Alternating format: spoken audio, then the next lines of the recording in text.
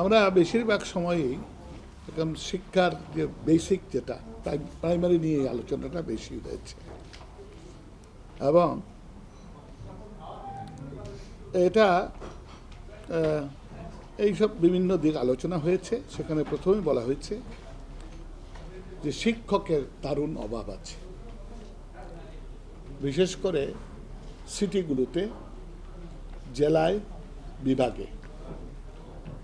এক এক ছাত্রের সংখ্যা 800-1200, তাদের শিক্ষা দেওয়ার জন্য ঘরও নাই, শিক্ষকও নাই।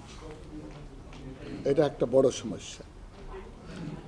আচ্ছা, আরেকটি সমস্যা হচ্ছে শিক্ষকদের নিযুক্তি দেওয়া।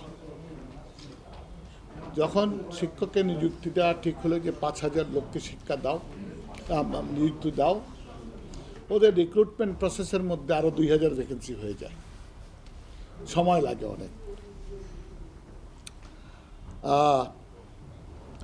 দেন আরেকটা হলো যে শিক্ষার জন্য যে প্রতিষ্ঠান গড়া হয় 5 বছরে সেটা শেষ হয়ে যায়, নষ্ট হয়ে যায়। এমপিওভুক্তি আছে এখন মাধ্যমিক 26,000 স্কুল, আর মাধ্যমিক আছে 35,000।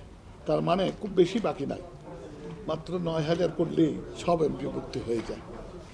প্রধানমন্ত্রী ডিক্লারেশন দিয়েছেন টেকনিক্যাল স্কুল প্রত্যেক উপজেলায় হবে, সেখানেও আমরা ঘোষণা দিয়ে দেবো যে এই বছর এটা করবো। কেন এখন বর্তমাত্র 121টা নেওয়া হয়েছে এবং সেগুলোর মধ্যে 72টায় কাজ হচ্ছে। কেন এটা আননেসেসারি ইন্সপায়ারিং হোপস এবং ইলেকশনে এটা একদম বুমেরাং হবে। এই অভিযোগটা প্রত্যেকবারই করা হয় যে জমিরুদ্দিন সরকার সাহেবের কৃপায় উত্তরবঙ্গে যেখানে ছাত্র নাই সেখানে স্কুল আছে। আমরা অনেকগুলো বন্ধ করেছি, কিন্তু আরও অনেক বন্ধ করা দরকার। এগুলো একেবারে খামাকা বানিয়েছেন, এগুলোর কোনো জাস্টিফিকেশন নেই এবং এবারে খুব জোরসোরে বন্ধ করুন।